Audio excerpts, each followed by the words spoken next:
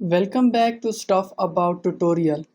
Today we are talking about how to add a language in Shopify store. Why would you want to know how to add a language in Shopify store? Well, maybe it is your first time using Shopify and not sure how to add a language in Shopify store. So today I am going to show you how to add a language in Shopify store. Check video description and I will try to leave the written instructions.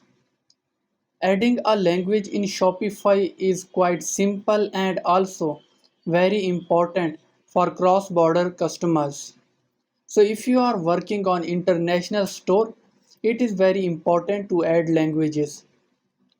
Try to add languages that are being spoken in that country. First of all, open any browser. Now write admin.shopify.com in search bar. Now you are seeing setting button in bottom left corner. Click on it. Scroll down. Click on language. Now click on add language.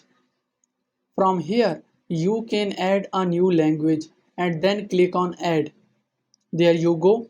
If you wanted to know how to add a language in Shopify store, that is the easiest way I know how.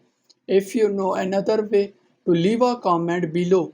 Be sure to subscribe for more videos.